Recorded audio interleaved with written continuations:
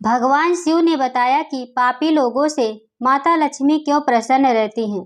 देवी लक्ष्मी की कृपा अगर एक बार किसी पर हो जाए तो उसका जीवन सफल हो जाता है, लेकिन कई बार पापियों पर देवी लक्ष्मी जब धन की वर्षा करती हैं तो लोग इस बात से हैरान हो जाते हैं। अक्सर आपने देखा होगा कि जो लोग पाप का सहारा लेकर जीवन यापन करते हैं, झूठ बोलकर, धोखा देकर, सीधे सज्जन लोगों को मूर्ख बनाकर धन कमाते हैं, वे लोग अधिक धनवान और खुशहाल जीवन जीते हैं। जो लोग लूट खसोट करके, बेईमानी करके और असली चीज की जगह नकली माल भेजकर धन कमाते हैं, वे ईमानदार लोगों की अपेक्षा अधिक सुखी और अधिक फलते फूलते रहते हैं। यही प्रश्न एक बार माता पार्वती ने भगवान शिव से किया था। दोस्तों, एक समय की बात है, भगवान शिव और माता पार्वती कैलाश पर्वत पर विराजमान थे। तभी माता पार्वती ने भगवान शिव से कहा, हे प्रभु, आज मेरे मन में एक प्रश्न उठ रहा है। यदि आप मेरे एक प्रश्न के उत्तर देकर आप मुझे संतुष्ट करेंगे तो मेरे मन की बहुत शांति मिलेगी। तभी भगवान शिव कहते हैं, हे देवी, आखिर तुम्हारे मन में कौन सा एक प्रश्न है? फिर माता पार्वती कहती हैं, हे प्रभु, मेरा यह प्रश्न है कि संसार में जो पापी लोग होते हैं, अत्याचारी लोग होते हैं और अहंकारी लोग होते हैं, वह हमेशा सीधे सज्जन भोले भाले लोगों को कष्ट पहुंचाते रहते हैं और धार्मिक अनुष्ठान नहीं करते। वही लोग सुखी क्यों रहते हैं और क्यों धनवान होते हैं? अक्सर ऐसे लोग बहुत बड़े वैभवशाली होते हैं। क्या देवी लक्ष्मी ऐसे ही लोगों से अधिक प्रसन्न रहती हैं? फिर दोस्तों, भगवान शिव कहते हैं, हे पार्वती, यह तुम्हारे प्रश्न बहुत ही ज्यादा महत्वपूर्ण है। जो भी व्यक्ति इस प्रश्न के उत्तर समझकर इस पर्याप्त ज्ञान को अपने जीवन में उतार लेता है, उसे जीवन में सुख की प्राप्ति होती है। मित्रों, फिर भगवान शिव कहते हैं, हे देवी पार्वती, अब मैं तुम्हारे इस प्रश्न के एक उत्तर एक छोटी सी कथा के माध्यम से देने वाला हूँ। इस कहानी के माध्यम से तुम अपने इन प्रश्न के उत्तर को ठीक तरह से समझ पाओगी। परंतु मेरी एक शर्त है, जब तक मैं इस कहानी को सुनाऊं तब तक तुम्हें कहानी को ध्यान से सुनना होगा। मित्रों, फिर माता पार्वती कहने लगी, हे प्रभु, मैं आपको वचन देती हूँ कि इस कथा को मैं पूरे मन और लगन से सुनूंगी। आप कृपया उस कथा को आरंभ करें। मित्रों, फिर भगवान शिव माता पार्वती को साथ लेकर जगत का भ्रमण करने के लिए चल देते हैं और भगवान शिव कहते हैं, हे देवी पार्वती, तुम्हारे प्रश्नों का समाधान भी हमारी इस यात्रा में छुपा हुआ है। दोस्तों, फिर माता पार्वती और भगवान शिव ने अपना भेष बदलकर एक गरीब ब्राह्मण और ब्राह्मणी बनकर दोनों जंगल के मार्ग से पैदल चल दिए, जिससे मृत्यु लोक में भ्रमण करने के लिए चले जा रहे थे। तो चलते चलते उन्हें रास्ते में एक कटे हुए वृक्ष की जड़ मिली, जिसकी पृथ्वी से थोड़ी ऊपर ठूंठ निकली हुई थी, जिससे भगवान शिव माता पार्वती के साथ चलते जा रहे थे। तो अंधेरा होने के कारण भगवान शिव को वह ठूंठ दिखाई नहीं दी और भगवान शिव का पैर उस ठूंठ से टकरा गया, और जैसे ही उनका पैर उस ठूंठ से टकराया तो भगवान शिव आगे की तरफ गिर पड़े। दोस्तों, भगवान शिव जमीन पर गिर पड़ने के कारण उनके पैर से रक्त की धार बहने लगी। तभी माता पार्वती यह देखकर घबरा गई और माता पार्वती ने जल्दी से अपनी साड़ी से पल्लू फाड़ और उसमें से एक टुकड़ा भगवान शिव के पैर पर बांधना आरंभ कर दिया। जब कपड़े की पट्टी माता पार्वती ने बांधी तो भगवान शिव खड़े हुए और उस ठूंठ को देखकर कहने लगे, हे टूटे हुए वृक्ष के ठूंठ, तुम बहुत विशाल हो जाओ। तुम्हारी ऊंचाई इस जंगल के सभी वृक्षों से ऊंची हो जाए, जिससे तुम्हारी शोभा सभी वृक्षों से अद्भुत हो जाए। वृक्षों में तुम सबसे बड़े वृक्ष कहलाओगे। उल्टा उसे आशीर्वाद दे दिया। दोस्तों, भगवान शिव के इस व्यवहार से माता पार्वती बड़ी नाखुश हुई और माता पार्वती से जब रुका नहीं गया तो माता पार्वती भगवान शिव से कहने लगी, हे भगवान, आपकी लीला भी बड़ी विचित्र है। जिस ठूंठ से आपको कष्ट पहुंचा, जिसने आपको चोट पहुंचाई, आपके पैर में कितना रक्त बह रहा है, जिस वृक्ष की जड़ से आप ठोकर खाकर गिर पड़े, आपने उसी वृक्ष को इतना विशाल होने का वरदान दे दिया। भगवान, आपकी माया मेरे को समझ में नहीं आई। इसका क्या कारण है? देवी पार्वती को अत्यंत व्यथित देखकर भगवान शिव कहने लगे, हे देवी पार्वती, समय आने पर आपको इसका जवाब स्वतः ही मिल जाएगा, जब आप कैलाश पर्वत पर चलिए। दोस्तों, फिर इस प्रकार माता पार्वती और भगवान शिव जगत का भ्रमण करने के बाद कैलाश पर्वत पर लौट आते हैं और फिर से अपनी धर्म चर्चाओं में व्यस्त हो जाते हैं। दोस्तों फिर उसी काल में क्या होता है कि जो ठूंठ था, भगवान शिव ने उसे विशाल होने का वरदान दे दिया था। अब तो वह ठूंठ बहुत विशाल वृक्ष के रूप में परिणत हो गया। दोस्तों वह वृक्ष अब बहुत बड़ा हो गया था और जितने भी उस जंगल में वृक्ष थे उन सभी वृक्षों से उसकी ऊंचाई बहुत अधिक हो गई थी। धीरे धीरे वह वृक्ष लंबी लंबी शाखाओं पर बसेरा करना चाहते थे, लेकिन वह वृक्ष इतना घमंडी हो गया था जो कि पक्षी उसकी शाखाओं पर बसेरा करने के लिए आते थे और उन्हें वह अपनी शाखाओं से डरा कर भगाने की कोशिश करता था। फिर कहता था कि यह पक्षी तो उसकी सारी सुंदरता नष्ट कर देंगे, मेरे ऊपर घोंसला बनाएंगे, दिन रात मेरे ऊपर बीट करेंगे, इनके रहने में से मैं दूषित हो जाऊंगा। दोस्तों उसके मना करने के बाद भी पक्षी उसके ऊपर अपना घोंसला बनाकर रहने लगते हैं, तो वह अपनी उसी शाखा को नीचे गिरा देता था और अपने पत्तों को पकड़ कर देता था। कई बार तो उसने पक्षियों के अंडे और बच्चों को नीचे गिरा दिया। इससे पक्षी लोग बहुत दुखी हुए और वे मन ही मन उस वृक्ष को कोसते थे। दोस्तों धीरे धीरे जब वसंत ऋतु का आगमन होता है तब वृक्ष पूरी तरह से पत्ते झड़कर फिर से नई डालियां, नए पत्ते धारण करता है, जिससे वह और सुंदर हो जाता है और अपने आप को देखकर उसका गर्व 7वें आसमान पर पहुंच गया था, क्योंकि पूरे वन में उस वृक्ष से सुंदर कोई वृक्ष नहीं लग रहा था, क्योंकि भगवान शिव ने उसे वरदान जो दिया था उसको विशाल होने का वरदान स्वयं शिव ने ही तो दिया था। दोस्तों एक दिन की बात है, बहुत तेजी से आंधी आती है और एक भयंकर तूफान आता है, जिससे तूफान का वेग इतना प्रबल था कि जंगल के सारे वृक्ष भयभीत होने लगे। लेकिन वह वृक्ष अपने घमंड पे चूर खड़ा था और मुस्कुरा रहा था। उससे छोटे जितने भी वृक्ष थे वे तो बेचारे मिलजुल कर इकट्ठे रहते थे और वह उस जंगल में अकेला खड़ा था। उसे अपने विशाल होने पर बड़ा घमंड था। उसका बड़ा आकार होना ही उसके लिए मुसीबत बन गया था। उस तेज तूफान से वह स्वयं को बचाने में असमर्थ था। दोस्तों वही वह उस तेज आंधी ने उस वृक्ष को जड़ सहित पृथ्वी से उखाड़ कर फेंक दिया और कम से कम 100 कुंटल मिट्टी उसकी जड़ों से लिपट कर ऊपर आ गई। दोस्तों वह पूरा वृक्ष जमीन से करीब 5 फीट गड्ढा खोदता हुआ पृथ्वी पर गिर पड़ा।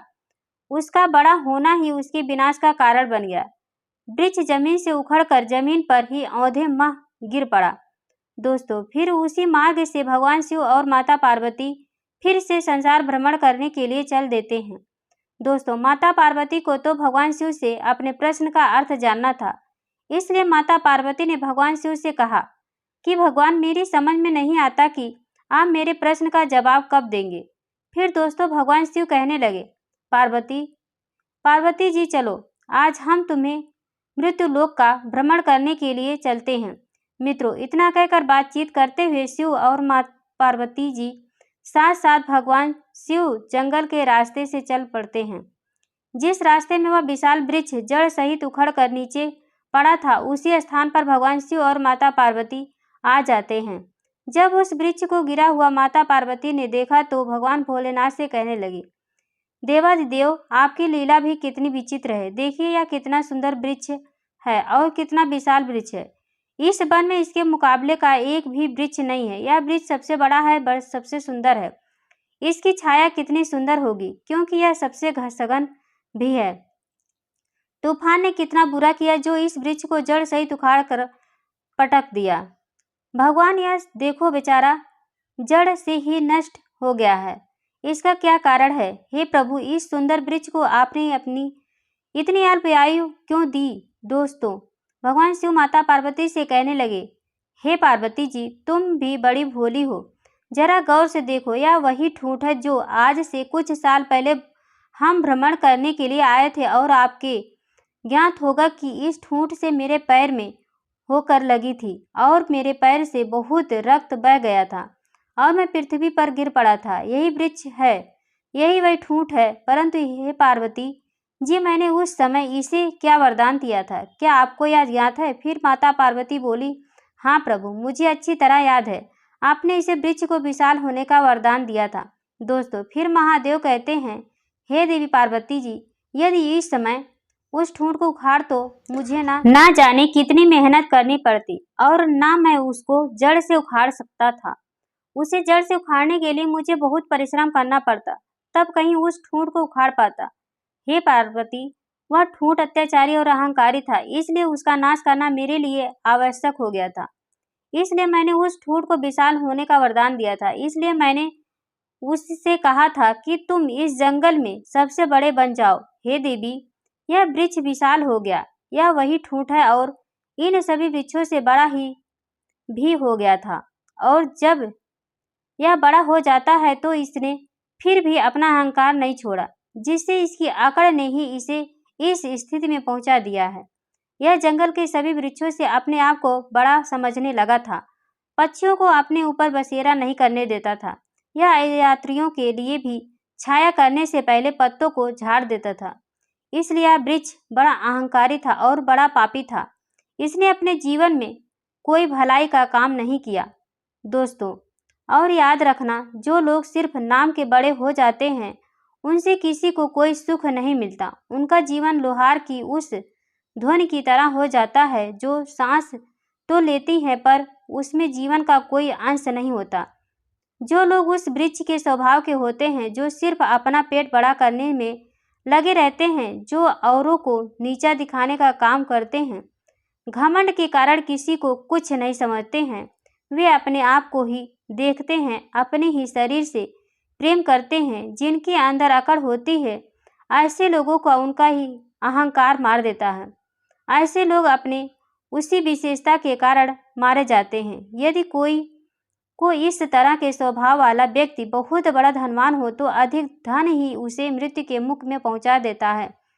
और देवी लक्ष्मी भी ऐसे लोगों के पास अधिकतर इसलिए रहती हैं ताकि उसका सर्वनाश कर सके। आपने देखा होगा कि धन होने से मनुष्य में कई दोष आ जाते हैं। चींटी जब मरने वाली होती है तो उसके शरीर में पंख उग जाते हैं। जमीन पर रेंगने वाली चींटी भी आकाश में उड़ने लगती है। वो उड़ान उसे विनाश की ओर ले जाती है। कहते हैं बड़ा होना तो सरल है पर बड़ा बनकर जीना बहुत कठिन है। दोस्तों, फिर भगवान शिव बोले, हे देवी, यह वृक्ष जब छोटा पौधा था तब भी इसमें अकड़ थी। मुझे देखकर भी यह झुका नहीं। जो छोटी सोच वाले लोग होते हैं उनमें बड़ा होने पर इसी तरह अकड़ आ जाती है और वे अपने से बड़े लोगों का सम्मान करना भी भूल जाते हैं। जो व्यक्ति अकड़ के साथ जीता है वह थोड़े समय तक ही जी पाता है। इसे मैं एक और उदाहरण से समझाता हूँ। हे देवी, जिस तरह मुंह के अंदर जीभ और दांत होते हैं, जीभ जब मनुष्य पैदा होता है तब भी होती है और मरता है तब भी होती है, और दांत जन्म होने के काफी दिन बाद आते हैं और मरने से काफी समय पहले उखड़ भी जाते हैं। दोनों में फर्क इतना है कि जीभ के अंदर नम्रता का भाव होता है, वह झुकना जानती है, इसलिए उसकी आयु लंबी होती है, और दांतों के अंदर अकड़ रहती, इसलिए वे बाद में आकर भी पहले चले जाते हैं। इसी तरह जिन मनुष्य में अकड़ होती है उनका जीवन भी अति शीघ्र नष्ट हो जाता है। दोस्तों, फिर भगवान शिव कहते हैं, हे देवी, इस ठूंठ को उखड़ने में मुझे बिल्कुल भी मेहनत नहीं करनी पड़ी। बड़ा होकर यह खुद पर खुद जड़ सहित उखड़ गया।